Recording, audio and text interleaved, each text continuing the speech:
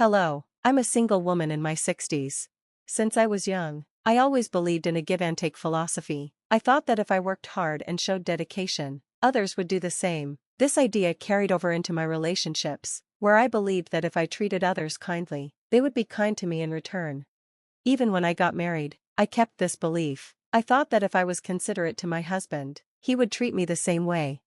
Today, women aren't expected to make as many sacrifices, but things were different in my time. I was happy to sacrifice for my husband and children, believing that my efforts would lead to future happiness. However, my marriage and family life didn't go as I had hoped. Despite waking up early and working hard for my family, complaints and mistakes were all I got. Instead of appreciation, no one made me live this way. I was just a regular person who married a coworker 4 years older than me. We got married because of societal expectations. At that time, society expected married women to quit their jobs, so I became a full-time housewife after having my daughter. I had no regrets. I thought it was the natural thing to do for a family. Though my life wasn't as glamorous as the ones you see on TV, it felt stable and easy. When my daughter was in 9th grade, tragedy struck. My mother suddenly passed away from a heart attack. While I was grieving her loss, I found out that my husband was having an affair. He found happiness with someone else, became indifferent to me, and eventually asked for a divorce. I tried to avoid divorce, but my husband's behavior became unbearable. Back then, divorce wasn't as accepted in society, and even though my husband was irresponsible and unkind, I didn't want to get divorced. But looking back, I see that I had more to consider. My daughter was affected by the situation. Even though I didn't want a divorce, I found myself in a very unhappy place. One day, during a heated argument about the divorce, my father visited unexpectedly. He saw the stress in our relationship and offered me a place to stay, encouraging me to leave my husband and take my daughter with me. Having just lost his wife and seeing his daughter in an unhappy marriage, my father convinced me that staying in this difficult situation was pointless. His concern made me decide to agree to the divorce. My husband gave me $3,000 in cash, and with my father's help, I found a 2-bedroom townhouse for me and my daughter to start fresh.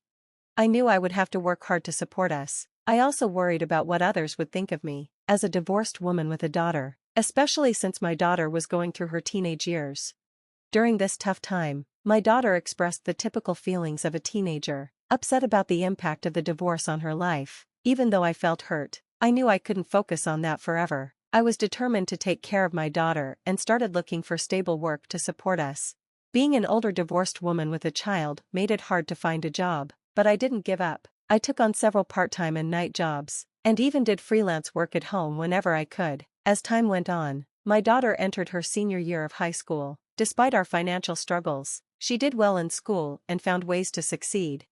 Wanting to ensure a good future for her, I got a job at a 24-hour restaurant, working 12-hour shifts. I saved most of my earnings to put toward her college tuition, even though I faced judgment and gossip, especially from some married men who saw me as an easy target. I kept going for my daughter's sake. The sacrifices were many, but my goal was to give her the opportunities one didn't have. As she grew older, I hoped she would understand the challenges I faced raising her and working hard to provide for us. Looking back, I realized that having a daughter made everything harder, but also more meaningful. She became my reason to keep going and gave me the strength to keep pushing through life's struggles. I held on to the hope that someday, my daughter and I would look back on all we went through and be proud of our strength. A year later, my daughter's hard work paid off. She passed the entrance exams and was accepted into Harvard University, a moment of great joy that made all the struggles worth it. As she began her college journey, I felt a mix of pride and emptiness. I had managed to provide for her education and living expenses, but I missed having her around every day. We stayed in touch through phone calls, and in the first few months of her independence, our bond grew stronger. Her newfound affection and connection brought me comfort, and I cherished our changing relationship. Despite everything, my daughter graduated from college without any financial problems, fulfilling a dream we had worked so hard to make come true. I hoped that one day, we would live together again. I was surprised when my daughter got a job at a defense corporation and decided to live on her own. To support her, I took out a bank loan and helped with the down payment for a condo near her workplace. While I grew older and became more low-key in my appearance, my daughter flourished as a stylish career woman. Watching her succeed brought me great joy, and it made me feel that all my sacrifices were worth it. I felt content in her achievements. understanding the saying that you forget hunger when you experience joy. However, after supporting her financially through college, a new challenge arose: the costs of her wedding. People questioned why I was still struggling when she was financially independent, but I was determined to help with the wedding expenses, to avoid any judgment from her future in-laws. I believed that supporting her happiness would bring joy to both of us, and it kept me going. As my daughter dated, I noticed a growing distance between us. At first, I was hurt, but I realized that her adult life and relationships had become her main focus. I patiently waited for her to mature and come back to me, understanding that priorities change as you grow older. However, on her 27th birthday, I was looking forward to celebrating with her, but she made it clear she had plans with someone named Michael. She brushed off any preparations for a celebration. While she might have meant that I shouldn't make a big fuss, I couldn't help but feel hurt. It was her birthday, a day that meant so much to me because it was the day she was born. Her indifference stung deeply, and I struggled to understand why she seemed to think spending money on her birth was a waste, especially given our tight budget. Despite my hurt feelings, I knew she was my only daughter, and I wanted to see her on her birthday. I decided to take a day off work and visit her at her workplace, paying extra attention to my appearance. But when I got there, I had an unexpected and emotionally charged encounter. I saw my ex-husband with his mistress in the company lobby, people I never wanted to see again. I was shocked and confused about how he found out I was there. I quickly called my daughter, but she abruptly hung up, saying she was in a meeting. Feeling lost, I turned to leave, only to hear my daughter happily greet and hug her father with a big smile. Her boyfriend seemed familiar with my ex-husband and his wife, which added to my anger. In that moment, I felt completely betrayed, as if the world was against me. I left in a rush, feeling drained and lost. That day, I wanted to confront my daughter and ex-husband, but I couldn't bring myself to. I didn't have the courage to call her. Then, unexpectedly, my daughter came home one day, telling me she was getting married and handed me an invitation. I was shocked when I saw the names on the card. Although she was my daughter, I felt a strong urge to throw her out of the house. I couldn't understand why she would invite me this way. I confronted her, telling her how hurt I was to be treated like a guest at her wedding, reminding her that I was her mother. My daughter apologized, saying she felt she had no choice. Although she wanted to marry Michael, his parents criticized her for every detail about the wedding. I was left with mixed emotions, torn between feeling hurt and wanting to understand my daughter's point of view.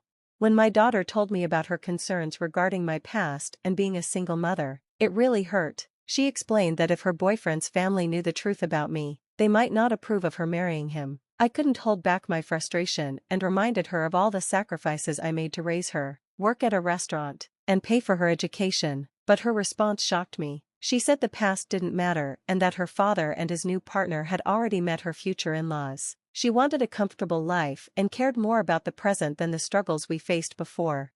For the first time, I spoke harshly to her, expressing my disappointment in her attitude. In response, she suggested that if I wanted to remove her from my life, I should pay back the money I spent raising her. This led to a heated argument, and she left, saying we were now strangers. I felt devastated and questioned why I had saved money for her wedding. Looking at the invitation with another name where mine should have been, I felt deep sadness.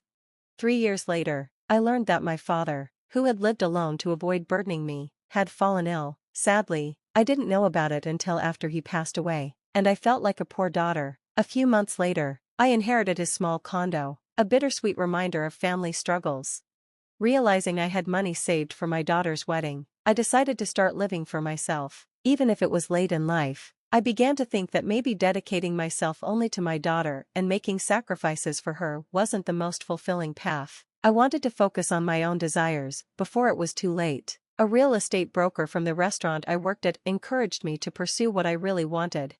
I started studying real estate and auction bidding. With some savings and money from selling my father's condo, I took a chance and became a building owner overnight. 6 months later, after a mountain climbing trip, I moved into the top floor of the building, now my new home. Then one day, I received an unexpected visitor, my daughter, pregnant and holding a toddler. She was tearful and distressed, explaining that her husband had been abusive, and she needed refuge. Despite everything, I couldn't turn my back on her. She told me she knew about my success in real estate and wanted my help, mentioning she had a right to some of the money I had saved for her wedding and education. I was torn between anger and compassion. I confronted her, reminding her that I had saved money for her education and wedding, and she had told me to get out of her life. I felt hurt and betrayed, but I also saw her vulnerability and knew I couldn't turn her away. In the heat of our argument, I took all the money I had in my wallet and threw it at her. I told her that if she was going to act like this, she could take the money, but never come back to my house. I was firm in my decision to prioritize my own life, even though it was painful. I couldn't accept her back because she was still as selfish as before. I felt sorry for my innocent granddaughter, who was caught in the middle of everything. After that, my daughter never came to see me again. I knew what kind of daughter she was. Even if she had repented for her past actions and begged for my forgiveness, pretending to be reluctant, I would have found ways to punish her husband for what he had done, but I was so disappointed. If she chose to erase me from her life to marry him, she should have lived happily. Why did both my husband and daughter turn out this way? Even though I lived a tough life, I now see that the only person living the life I want is me. So, if anyone is living their life for others, like I did, I want to say this for sure: no matter how strong your relationship with someone else is, don't forget to live for yourself.